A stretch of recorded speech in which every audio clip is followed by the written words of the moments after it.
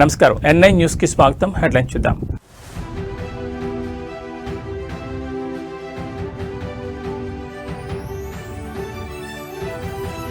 ఢిల్లీలో Revanth Reddy mark politics, Amit షాతో కీలక భేటీ.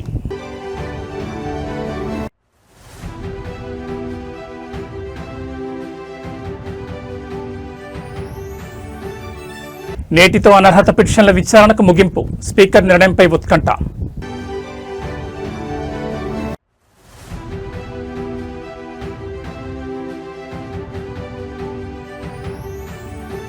తెలంగాణ రాజ్యసభ బరిలో కాంగ్రెస్ అభ్యర్థులు, నేడు సింఘ్వి, వేం నరేందర్ రెడ్డి నామినేషన్.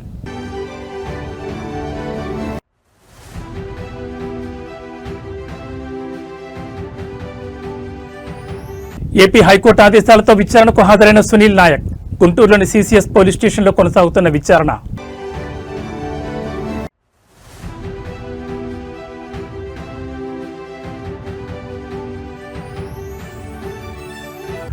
ముంబైలో మహాసమరం, ఫైనల్ బెత్ కోసం భారత్ ఇంగ్లాండ్ డి. తెలంగాణ రాష్ట్ర ముఖ్యమంత్రి రేవంత్ రెడ్డి ఢిల్లీలో కేంద్ర హోంశాఖ మంత్రి అమిత్ షాతో భేటీ అయ్యారు. రాష్ట్రానికి సంబంధించిన పలు కీలక భద్రతా అంశాలు, పోలీస్ విభాగ బలోపేతంపై ఈ సమావేశంలో చర్చించారు. ముఖ్యమంత్రి వెంట రాష్ట్ర DGP B Shivadhar Reddy, intelligence additional DGP Vijay Kumar, SIB IGP B Sumathi తదితరులు భేటీలో పాల్గొన్నారు. రాష్ట్రంలో శాంతి భద్రతల పరిరక్షణ కోసం ప్రభుత్వం అమలు చేస్తున్న విధానాలను ఈ సందర్భంగా ముఖ్యమంత్రి రేవంత్ రెడ్డి కేంద్ర మంత్రికి వివరించారు. ముఖ్యంగా ఈగల్ ఫోర్స్ కార్యకలాపాలు, సైబర్ నేరాలను, సైబర్ సవాళ్లను ఎదుర్కోవడంలో తెలంగాణ సైబర్ సెక్యూరిటీ బ్యూరో పోషిస్తున్న క్రియాశీలక పాత్రను ముఖ్యమంత్రి ప్రస్తావించారు. ఈ మధ్య హైదరాబాద్, సైబరాబాద్, మల్కాజ్గిరి కమిషనరేట్లను పునర్వ్యవస్థీకరణ చేసి కొత్తగా ఫ్యూచర్ సిటీ కమిషనరేట్ ను ఏర్పాటు చేసిన విషయాన్ని కేంద్ర హోంమంత్రికి వివరించారు. ఈ కారణం తెలంగాణకు ఇంకా ఎక్కువ ఐపీఎస్ అధికారుల అవసరాన్ని వివరించి తెలంగాణ ఐపీఎస్ క్యాడర్ సంఖ్యను పెంచాల్సిన అవసరాన్ని తెలిపారు. అంతేకాకుండా శరవేగంగా పెరుగుతున్న హైదరాబాద్ జనాభా దృష్ట్యా పరిపాలన సౌలభ్యం కోసం తెలంగాణకు అదనంగా ఐపీఎస్ అధికారుల కేటాయింపు అత్యవసరమని, ఈ దిశగా కేంద్ర హోంశాఖ సానుకూల నిర్ణయం తీసుకోవాలని రేవంత్ రెడ్డి కోరారు.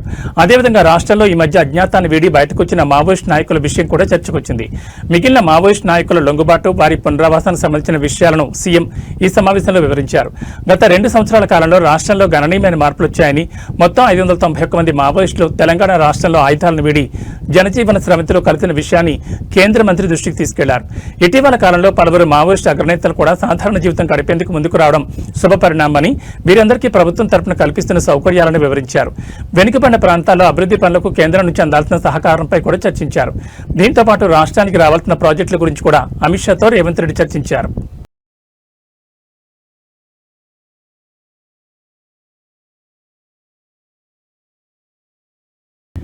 నేటితో బీఆర్ఎస్ ఎమ్మెల్యేల అనర్హత పిటిషన్ విచారణ ముగియనుంది. గత కొంతకాలంగా స్పీకర్ గడ్డం ప్రసాదరావు అనర్హత పిటిషన్ ఆరోపణలున్న ఎమ్మెల్యేలను విచారిస్తున్నారు. గత ఎన్నికల్లో బీఆర్ఎస్ నుంచి గెలిచి కాంగ్రెస్ పార్టీకి మారారని 10 మంది ఎమ్మెల్యేలపై విచారణను స్పీకర్ చేపట్టారు. సుప్రీంకోర్టు ఆదేశాల్లో విచారణను వేగవంతం చేశారు. ఇప్పటికే 8 మందికి స్పీకర్ గడ్డం ప్రసాదరావు క్లీన్ చిట్ ఇచ్చారు. నేడు కడియం శ్రీహరి, దానం నాగేందర్ పిటిషన్లను స్పీకర్ విచారించనున్నారు. మధ్యాహ్నం 2:30 గంటలకు స్పీకర్ ఛాంబర్లో విచారణ. మొదటగా కడియం శ్రీహరి పిటిషన్పై విచారించనున్న స్పీకర్, అనంతరం దానం నాగేందర్ పిటిషన్పై విచారణ చేపట్టనున్నారు. ఈ ఇద్దరు పిటిషన్లపై విచారణ ముగిసిన తర్వాత స్పీకర్ తీర్పును వెలువరించనున్నారు.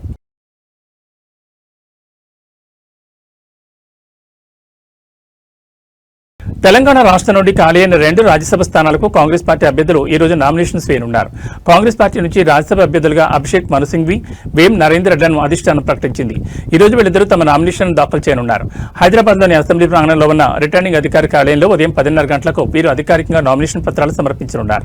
ఈ కార్యక్రమంలో ముఖ్యమంత్రి రేవంత్ రెడ్డితో పాటు పీసీసీ అధ్యక్షుడు మహేష్ కుమార్ గౌడ్, ఏఐసీసీ పరిశీలకురాలు మీనాక్షి నటరాజన్ ప్రత్యేకంగా పాల్గొనున్నారు. వీరితో పాటు రాష్ట్ర మంత్రివర్గ సహచరులు, ఎంపీలు, ఎమ్మెల్యేలు భారీ సంఖ్యలో హాజరై అభ్యర్థులకు మద్దతు తెలుపనున్నారు. ముగియనున్న గడువు ఈ రోజు మధ్యాహ్నం 3 గంటలతో రాజ్యసభ ఎన్నికలకు నామినేషన్ల గడువు ముగియనుంది. ఎన్నికల షెడ్యూల్ ప్రకారం ఈ నెల 16న రాజ్యసభ స్థానాలకు పోలింగ్ జరగనుంది. ఉదయం 9 గంటల నుంచి సాయంత్రం 4 గంటల వరకు శాసనసభ సభ్యులు తమ ఓటు హక్కును వినియోగించుకుంటారు. పోలింగ్ ముగిసిన వెంటనే సాయంత్రం 4 గంటల నుండి ఓట్ల లెక్కింపు చేపట్టి అదే రోజు ఫలితాలు వెల్లడిస్తారు. कांग्रेस पार्टी के अध्यक्ष का, पूर्व अध्यक्ष का, मुख्यमंत्री का, पूरे मंत्रिमंडल का, प्रदेश अध्यक्ष का और हर एमएलए जो मेरे सहयोगी हैं उनको मैं नमस्कार करता हूँ। आशा और विश्वास है कि जो हम लोग तेलंगाना में कर रहे हैं अलग अलग इनिशिएटिव में और इसको मैं डिफेंड भी कर रहा हूँ उच्चतम न्यायालय में, उससे जनहित का फायदा होगा, बढ़ावा होगा। बहुत बहुत धन्यवाद।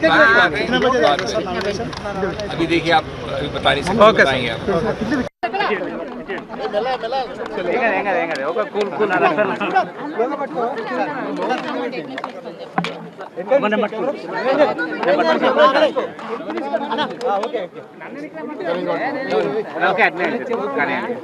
ఈ అవకాశం కల్పించిన కాంగ్రెస్ పార్టీ అధిష్టానానికి, ముఖ్యంగా ఏఐసిసి అధ్యక్షులు శ్రీ మల్లికార్జున ఖర్గే గారికి,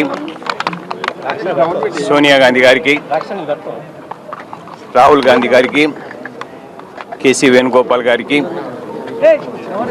ఈ రాష్ట్ర ముఖ్యమంత్రి పెద్దలు రేవంత్ రెడ్డి గారికి, పిసిసి అధ్యక్షులు మహేష్ కుమార్ గౌడ్ గారికి, పెద్దలు బట్టి విక్రమార్క గారికి, రాష్ట్ర మంత్రివర్గము, శాసనసభ్యులు, పార్లమెంట్ సభ్యులు, రాజ్యసభ సభ్యులు, ఎమ్మెల్సీలు, ముఖ్యంగా రాష్ట్రంలో ఉన్న కాంగ్రెస్ పార్టీ నాయకులు, కార్యకర్తలు అందరి సహకారంతో ఇవాళ రాజ్యసభ అభ్యర్థిగా, కాంగ్రెస్ పార్టీ అభ్యర్థిగా నాకు అవకాశం కల్పించినందుకు అందరికీ పేరు పేరున నా హృదయపూర్వక కృతజ్ఞతలు, నమస్కారాలు. Thank you. పార్టీ ఆశీర్వాదం. ఏపీ రాజకీయాల్లో సంచలనం సృష్టించిన ప్రస్తుత డిప్యూటీ స్పీకర్ రఘురామకృష్ణరాజుపై కస్టడీలో హత్యాయత్నం కేసులో కీలక పరిణామం చోటు చేసుకుంది. ఈ కేసులో 7వ నిందితుడిగా ఉన్న బీహార్ క్యాడర్ ఐపీఎస్ అధికారి సునీల్ నాయక్ ఎట్టకేలకు పోలీసులకు విచారణకు హాజరయ్యారు. ఏపీ హైకోర్టు ఆదేశాల మేరకు ఆయన గుంటూరులోని సీసీఎస్ పోలీస్ స్టేషన్లో దర్యాప్తు అధికారి, విజయనగరం ఎస్పీ దామోదర్ ఎదుట విచారణకు హాజరయ్యారు. నేటి నుంచి ఈ నెల 9వ తేదీ వరకు సునీల్ నాయక్ను పోలీసులు సుదీర్ఘంగా విచారించనున్నారు. గత వైసీపీ ప్రభుత్వ హయాంలో 2021 మే నెలలో నరసాపురం ఎంపీగా ఉన్న రఘురామకృష్ణరాజును హైదరాబాద్లోని ఆయన నివాసంలో అరెస్ట్ చేసి గుంటూరు సిఐడి కార్యాలయానికి తరలించిన సంగతి తెలిసిందే. ఆ రోజు రాత్రంతా ఆయనను సిఐడి కార్యాలయంలో ఉంచారు. ఆ సమయంలో సిఐడి డీఐజీగా ఉన్న సునీల్ నాయక్ ఆ రాత్రి వేళ పలుమార్లు సిఐడి ప్రాంతీయ కార్యాలయానికి వెళ్లినట్లు దర్యాప్తులో ఆధారాలు లభించాయి. దీంతో ఆయనను ఈ కేసులో A7 గా చేర్చారు. విచారణకు రావాలంటూ పలుమార్లు నోటీసులు ఇచ్చినా ఆయన హాజరు కాలేదు. ఈ క్రమంలో సునీల్ నాయక్ను అరెస్ట్ చేసేందుకు పోలీసులు పాట్నా వరకు వెళ్లిన సాంకేతిక కారణాల వల్ల తీసుకురాలేకపోయారు. అయితే ముందస్తు బెయిల్ కోసం ఏపీ హైకోర్టును ఆశ్రయించిన సునీల్ నాయక్ నిరాశెదురైంది. విచారణకు హాజరు కావాలని హైకోర్టు ఆదేశించింది. దీంతో ఆయన ఈ రోజు విచారణకు హాజరయ్యారు. సాయంత్రం 5 గంటల వరకు సాగే ఈ విచారణలో ఆ రాత్రి జరిగిన పరిణామాలపై పోలీసులు ఆయన ప్రశ్నిస్తున్నారు. 9వ తేదీ వరకు విచారణ కొనసాగనుంది. అల్లూరు సీతారామరాజు జిల్లా అరకులో వైఎస్సార్ కాంగ్రెస్ పార్టీ అధినేత మాజీ ముఖ్యమంత్రి వైఎస్ జగన్మోహన్ రెడ్డి పర్యటన రాజకీయంగా పెనుదుమారం రేపుతోంది. ఒక ప్రైవేట్ వేడుక కోసం వచ్చినప్పటికీ ఆయనను చూసేందుకు జనసందోహం పోటెత్తింది. అరకు ఎమ్మెల్యే రేగ మత్స్యలింగం కుమారుడి వివాహ వేడుకకు వైఎస్ జగన్ హాజరయ్యారు. నూతన వధువులను ఆశీర్వదించి ఎమ్మెల్యే కుటుంబ సభ్యులతో కాసేపు గడిపారు. జగన్ వస్తున్నారన్న సమాచారంతో అల్లూరు జిల్లా నలుబోల నుంచి భారీగా అభిమానులు, కార్యకర్తలు తరలివచ్చారు. రోడ్లన్నీ జనసంద్రంగా మారాయి. హెలిప్యాడ్ నుండి వేదిక వరకు జగన్ ప్రయాణించిన పొడవునా ప్రజలు పూలవర్షం కురిపించారు. జై జగన్, మా నమ్మకం నువ్వే జగన్ అంటూ నినాదాలతో అరకులోయ మారుమోగింది.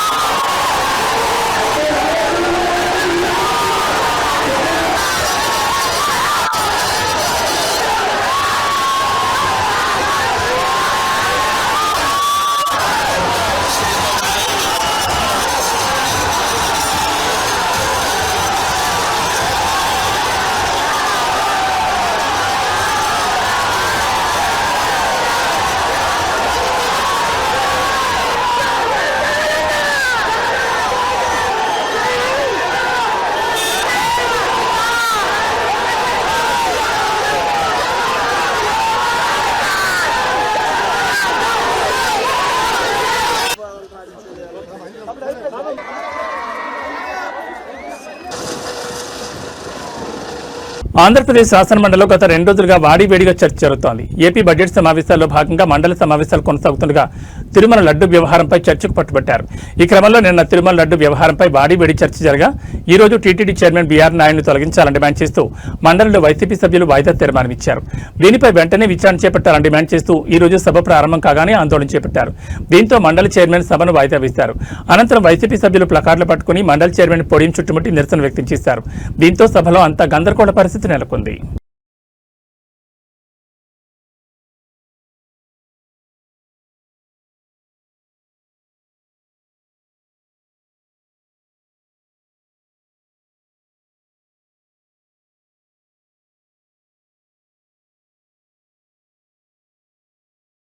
ముఖ్యమంత్రి పదవి నుంచి తప్పుకున్నట్లు బీహార్ సీఎం నితీష్ కుమార్ అధికారిక ప్రకటన చేశారు.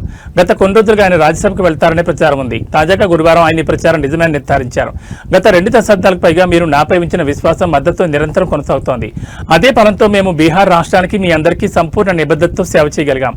మీ విశ్వాసం, మద్దతు వల్లే బీహార్ ఈ రోజు అభివృద్ధి మరియు గౌరవానికి కొత్త ప్రమాణాలను నెలకొల్పుతోంది. ఇందుకు నేను గతంలో కూడా మీ అందరికీ పలుమార్లు కృతజ్ఞతలు తెలిపాను. నా పార్లమెంటరీ జీవితాన్ని ప్రారంభించినప్పటి నుంచి ఒక కోరిక నా మనసులో ఉంది.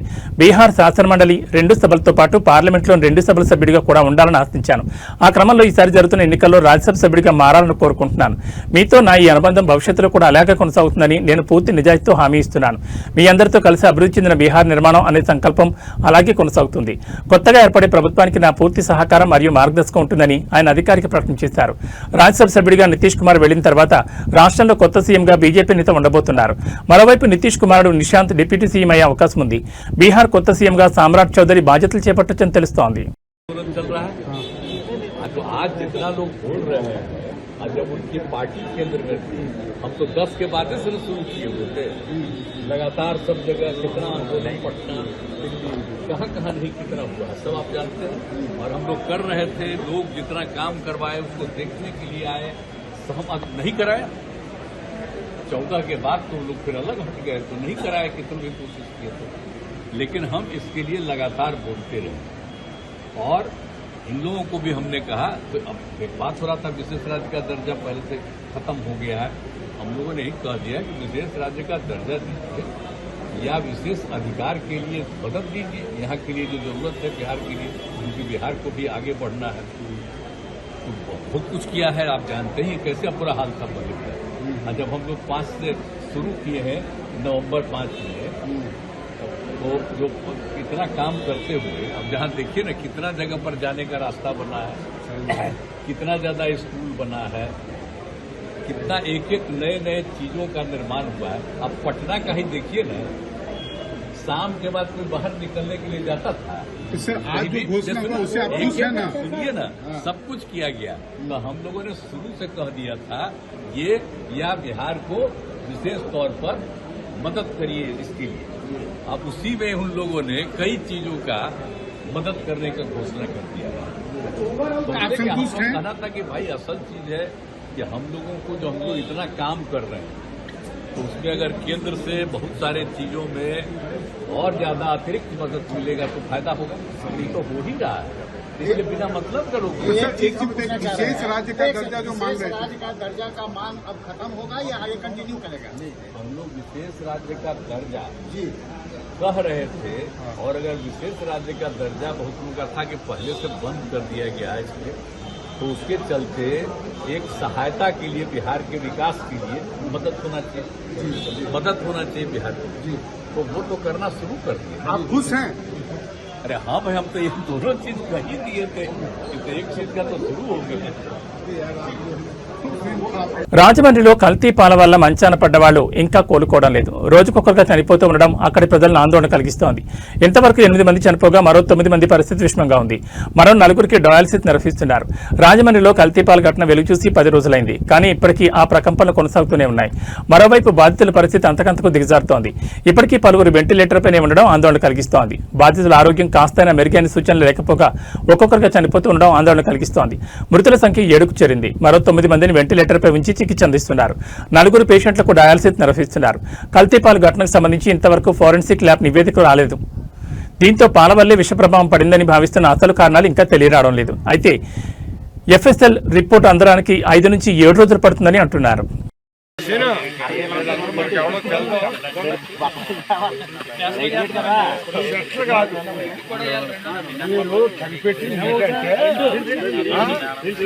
మేడం గారే ఒకటి నెంబర్ అంటే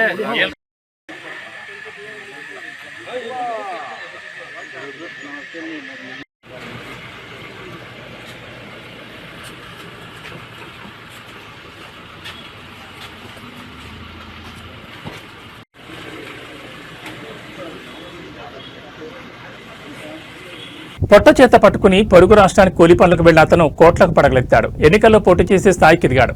ఓ మాఫియా డాన్కు బినామీగా వ్యవహరించాడు అనే ఆరోపణలు సైతం ఎదుర్కొన్నాడు. అయితే అపార్ట్మెంట్ల నిర్మాణం పేరుతో జనానికి కుచ్చుటూపి పెట్టి వచ్చి లెక్కిస్తున్నాడు. ఇంతకీ ఎవరతను? కోట్ల రూపాయల ఆస్తులకు ఎలా పడగలెత్తాడు? ఇప్పుడు చేతులు ఎత్తేసే పరిస్థితులు ఎందుకు వచ్చాయి? తాకట్లో ఉన్న బంగారాన్ని విడిపించి ఆ రోజున మార్కెట్ ధర కట్టి మిగిలిన డబ్బును మీకు అందిస్తుంది. కొమ్మూరి కోల్ హైదరాబాద్ లో మరో రియల్ ఎస్టేట్ మొత్తం వెలుగులోకి వచ్చింది. అపార్ట్మెంట్ల నిర్మాణం పేరుతో 100 కోట్ల రూపాయలు కుచ్చుటోపి పెట్టింది త్రిపుర కన్స్ట్రక్షన్స్. దీంతో ఆ సంస్థ మేనేజింగ్ డైరెక్టర్ పసుపురెడ్డి సుధాకర్ అతని భార్యను అరెస్ట్ చేశారు పోలీసులు. మరోవైపు సుధాకర్ కూతురు అల్లుడు పరారులో ఉన్నారు. ఇంతకీ ఎవరి పసుపురెడ్డి సుధాకర్? అతని బ్యాక్గ్రౌండ్ ఏమిటని ఆరా తీస్తే ఆశ్చర్యం కలిగించే విషయాలు వెలుగులోకి వచ్చాయి. నెల్లూరు జిల్లా కావలికి చెందిన పసుపురెడ్డి సుధాకర్ 5వ తరగతి వరకే చదువుకున్నాడు. భవన నిర్మాణ కార్మికుడిగా సెంటరింగ్ మేస్త్రిగా పనిచేశాడు. నెల్లూరులో బతకలేక తెలంగాణకు మక్కం మార్చాడు. ఇళ్ల నిర్మాణంలో కిటుకులు నేర్చుకున్నాడు. అంచెలంచెలుగా ఎదిగాడు. త్రిపుర కన్స్ట్రక్షన్స్ కంపెనీ పెట్టాడు. కోట్ల రూపాయలు కళ్లారా చూశాడు. కావలిలో 100 ఎకరాలకు పైగా భూములు కొనుగోలు చేశాడు. డబ్బుకు కొదవలేదు కాబట్టి పొలిటీషియన్ కావాలనుకున్నాడు. ఏమాత్రం ఆలస్యం చేయకుండా ఎన్నికల్లో పోటీకి చకచకా పావులు కదిపాడు.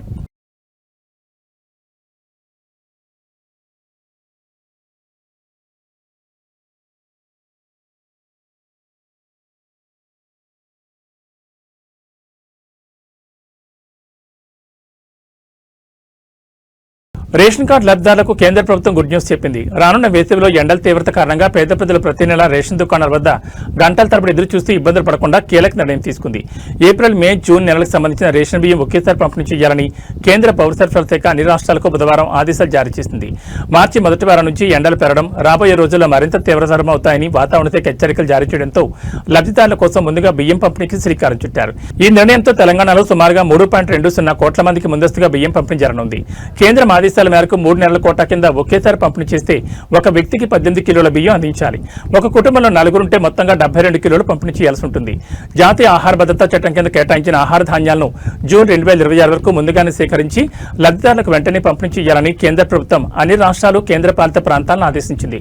రాబోయే ఆహార ధాన్యాల సేకరణ సీజన్లో రాష్ట్రాలు, కేంద్రపాలిత ప్రాంతాలు ఎదుర్కొనే లాజిస్టికల్ నిల్వ సవాళ్లను దృష్టిలో ఉంచుకుని వినియోగదారుల వ్యవహారాలు, ఆహారం, ప్రజా పంపిణీ మంత్రిత్వ శాఖ ఆధ్వర్యంలోని ఆహార ప్రజా పంపిణీ శాఖ ఈ మేరకు 3 నెలల రేషన్ ఒకేసారి ఇవ్వాలని ఆదేశాలు జారీ చేసింది. ఏప్రిల్ నుంచి జూన్ 2026 వరకు కేటాయించిన ఆహార ధాన్యాలను ముందుగానే సేకరించి అర్హులైన లబ్ధిదారులకు పంపిణీ చేయాలని కేంద్రం అన్ని రాష్ట్రాలు, యూటీలను ఆదేశించింది.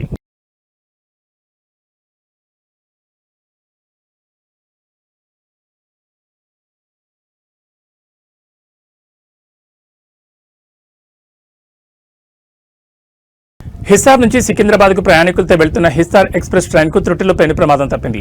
రైలు ఇంజిన్ చక్రం ఒక్కసారిగా విరిగిపోవడంతో లోకో పైలట్ అప్రమత్తమై రైలు నిలిపివేశారు. దీంతో వందలాది మంది ప్రయాణికులు ప్రాణాపాయ నుంచి తప్పించుకున్నారు.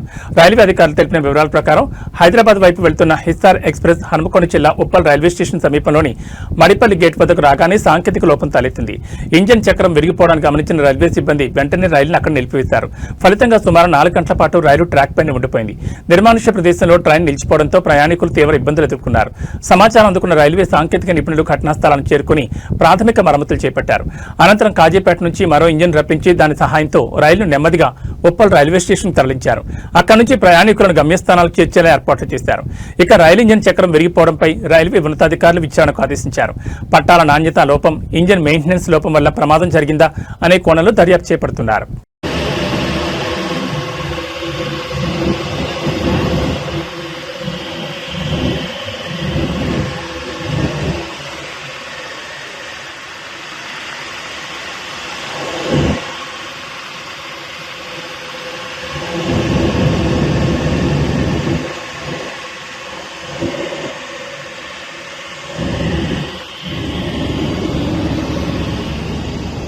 నెల్లూరు జిల్లా బోగోలు మండలంలో తీవ్ర కలకలం రేగింది. శ్రీ ప్రసన్న వెంకటేశ్వర స్వామి తెప్పోత్సవంలో ఊహించని అపశృతి చోటు చేసుకుంది.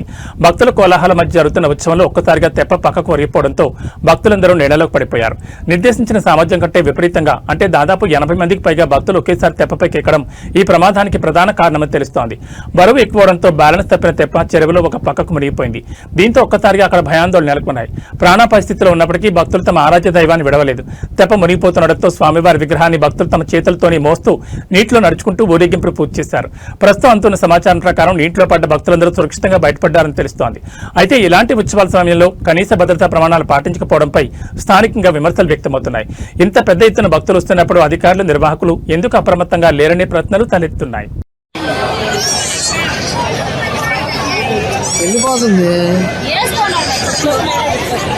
అయ్యా మునిగిపోయింది బా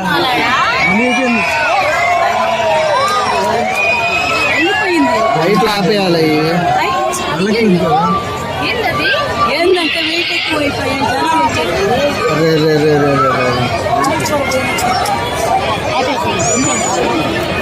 అయ్యా మునిగిపోయిందయ్యా. ఒరే ఒరే ఒరే ఒరే ఒరే ఒరే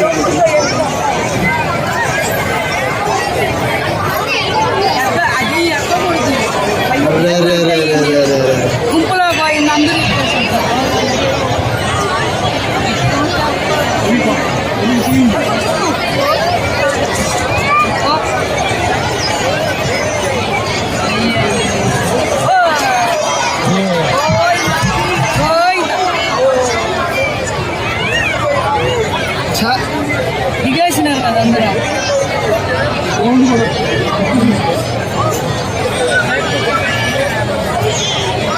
అందరూ బయటకు వచ్చేసారా?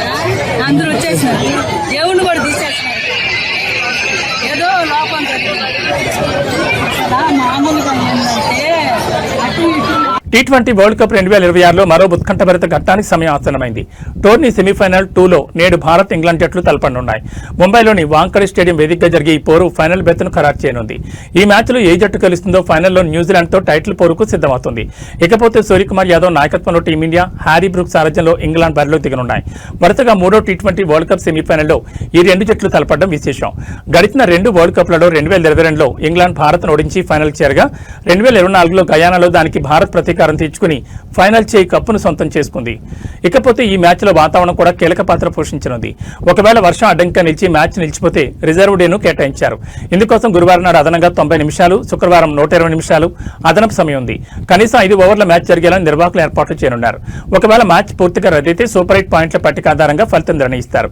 ఆ పరిస్థితిలో సూపర్ 8 గ్రూప్ 2లో అగ్రస్థానంలో నిలిచిన ఇంగ్లాండ్ ఫైనల్కు అర్హత సాధించి న్యూజిలాండ్తో తలపడుతుంది.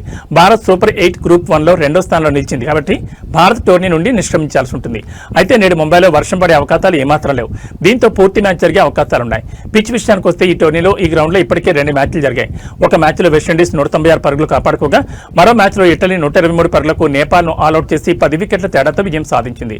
బ్యాటింగ్ అనుకూలమైన ఈ పిచ్పై మరో హై స్కోరింగ్ థ్రిల్లర్ చూడొచ్చని అభిమానులు ఆశిస్తున్నారు. మొత్తంగా ఫైనల్లో న్యూజిలాండ్తో తలపడే జట్టు ఏదో నేడు తేలనుంది. న్యూస్ ముగించే ముందు హెడ్లైన్స్ మరోసారి.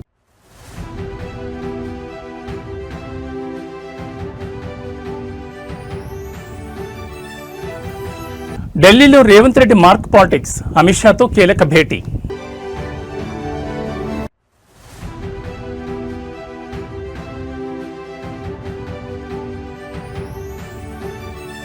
నేటితో అనర్హత పిటిషన్ల విచారణకు ముగింపు, స్పీకర్ నిర్ణయంపై ఉత్కంఠ.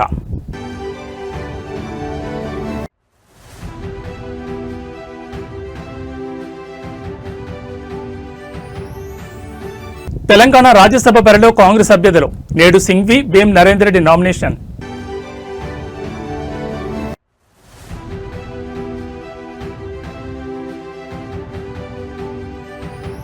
ఏపీ హైకోర్టు ఆదేశాలతో విచారణకు హాజరైన సునీల్ నాయక్. గుంటూరులోని సీసీఎస్ పోలీస్ స్టేషన్లో కొనసాగుతున్న విచారణ. ఏబీ బులెటిన్ విశేషాలు. నమస్కారం.